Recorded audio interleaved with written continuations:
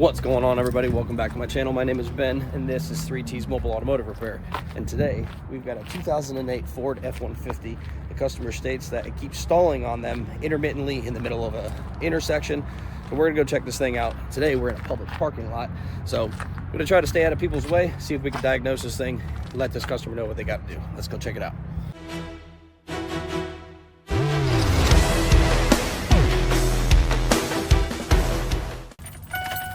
All right, so they said they have a check engine light that comes on and goes away intermittently. Sorry about the sun. It's pretty bright this morning.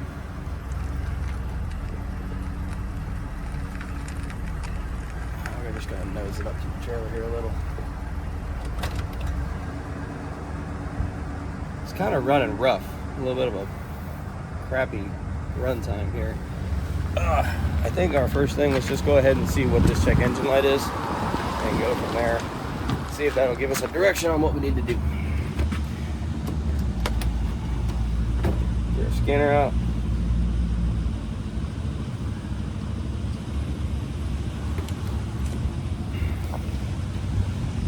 Okay.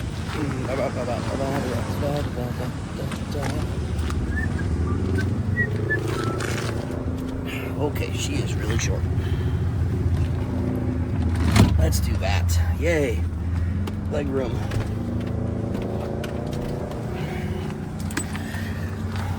So this is a truck I've worked on in the past. I've never done anything electronic with it. It's always been about brakes and suspension and stuff like that. But it was somebody else's truck at the time. I'm assuming her husband or boyfriend or whatever. But we've got a brake light on, a tire light on, airbag light on, and a check engine light on. All that down there in the corner. The sun's really bright right now.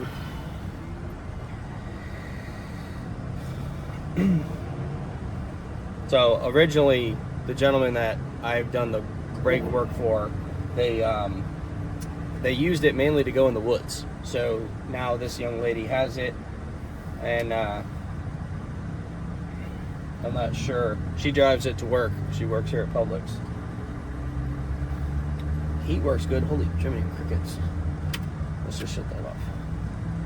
All right, we're gonna do a fault scan, see what we got. Okay, air conditioning.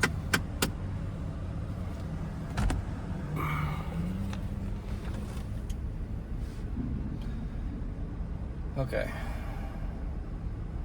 Well, this is what we got here. So we got system 2 lean on bank 1, bank 2. We got a fuel rail pressure sensor circuit range, a fuel rail pressure sensor circuit high inputs. Okay, that's all I really care about. Let's go to the PCM. Okay, this sun is wickedly annoying right now. Let's go to live data. We'll go check on what our fuel pressure sensor is reading. All right, so let's just type in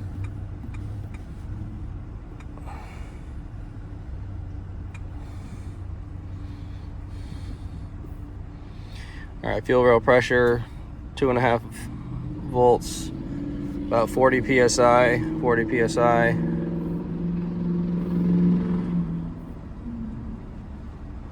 It's definitely not corresponding with a high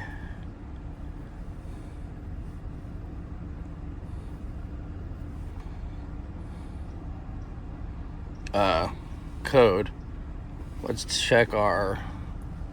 Okay, I can't hold the camera at that and do that at the same time. Okay. Short term's back normal. We're definitely running high rich numbers here. Not super rich, but rich enough that it's causing a problem. It's over 10%. Okay. Let's go do our inspection. Let's go pop the hood, see what we got going on here.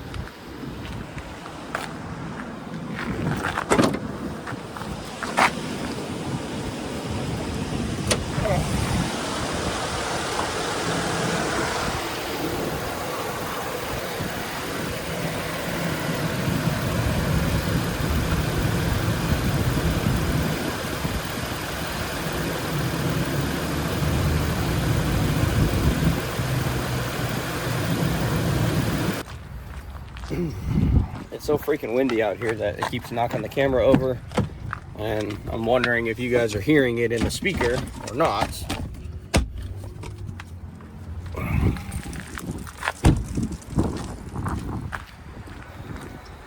I'm pretty sure that the fuel pressure regulator is under the intake in the back of the right hand side, but I'm not 100% sure, so we're going to check that real quick.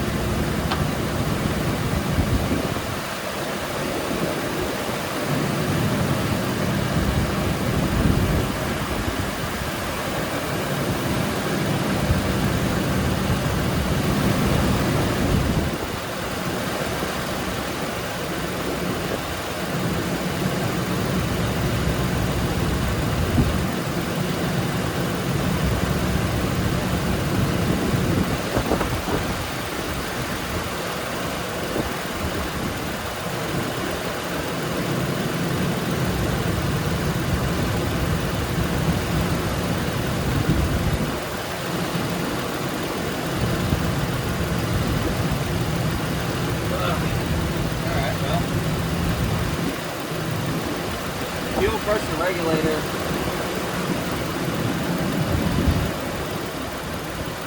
seems to be working, I think. Oh, wait, there you go. There's the failure now. See, I can't show you. There's our failure now. 78.91. So originally that was doing that when I was blocking it off with my finger and when I had the vacuum line off. Wonder if there's a problem on the connector. I gotta get back under there. Sorry for the crappy video, but I'm trying to get as much info as I can for you.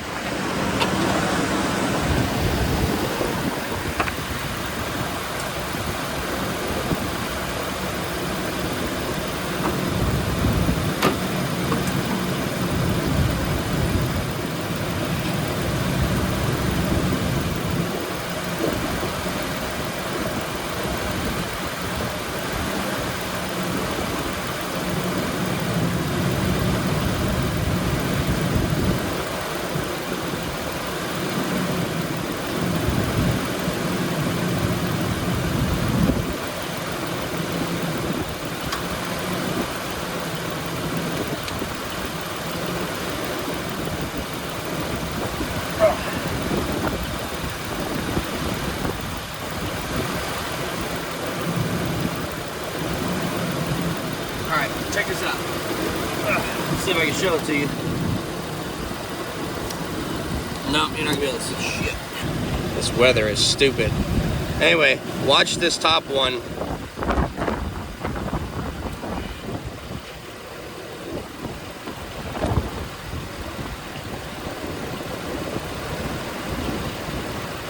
So I'm touching the connector right now.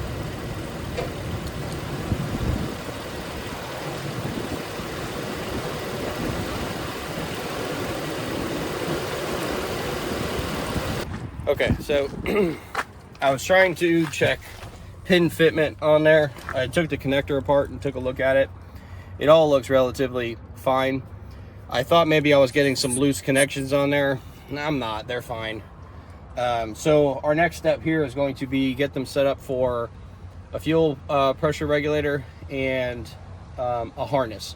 I'd rather do the harness while we're there just because I'm having a problem when I touch it.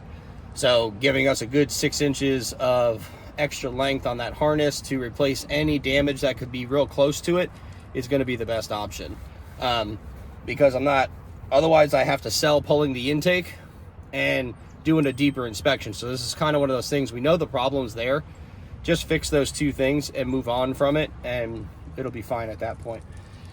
So I'll go back inside, talk to her, and we'll go from there. So if we get a repair, you'll follow that here. If not, I appreciate you guys, and we'll see you on the next job. Well, y'all can't see it. It's way back there.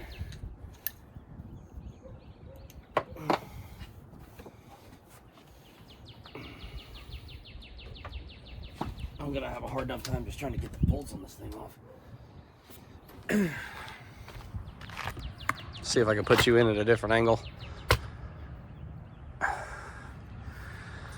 Let's see if I can show you where it's at. Right there. You got that, the two 8mm bolts, and then that vacuum line right there. So that's what I gotta take off.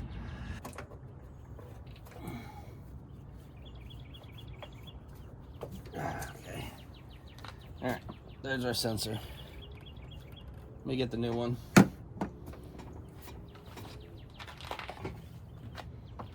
All right, here's the new one. It's a GP Sorensen is the product that I got. This one was a Bosch. So the first thing we're gonna do is replace just the sensor itself. So I don't know what you saw in the beginning, because that day it was insanely windy. So I don't know if you heard me or not, but codes for fuel pressure sensor high, it was reading fine, but if I pushed right on the clip and just pushed the harness a little bit, I could get it to jump to 99 psi. So the fitment on the pins felt pretty good that day.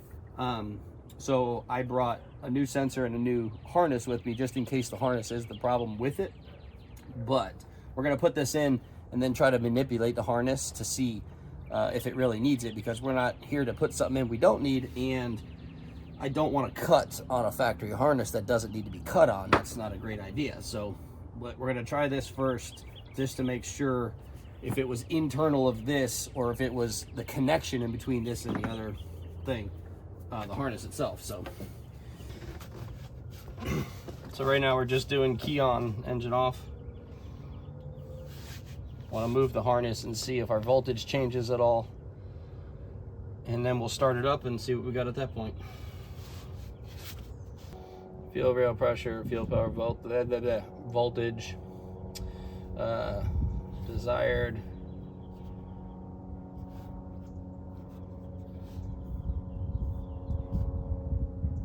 All right, let's just use those for now. All right, let me get my hand on this sensor.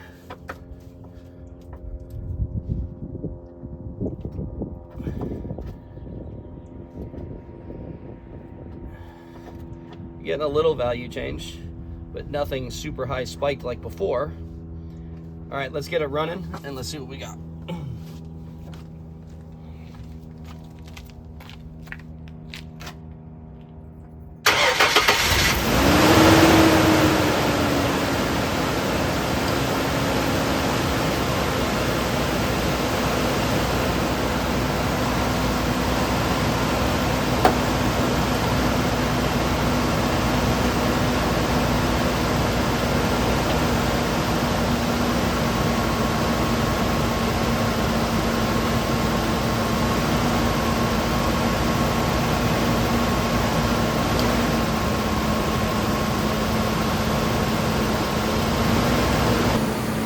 All right, well, that's it. I'm gonna let this run for a little bit, make sure that doesn't change at all, and make sure we got no leaks. But outside of that, me pulling and moving on that harness, it's not changing our voltage. So there's got to be a fault inside the actual fuel rail pressure sensor itself. It's not our harness. I'm happy with that, because I did not want to have to replace that harness back there. It's just not something I want to see happen to the vehicle. He uses this thing off-road a lot, but now his wife's using it, so we don't want it to give her more trouble when she's trying to get to work. So it seems to be all right. So the problem was inside that sensor itself. But again, I'll let it run for a little bit, and I'll come get you guys in just a few.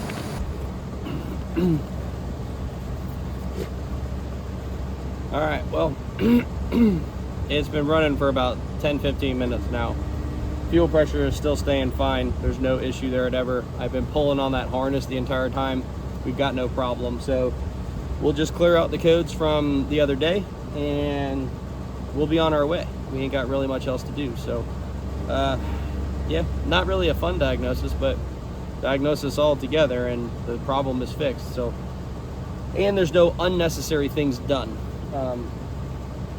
So I bring it with me just in the pure fact that in case I needed it, because I couldn't tell if the harness was causing the problem or the sensor when I moved the connector. So turns out it's that. So anyway, we're done. Fuel rail pressure sensor high circuit P0193.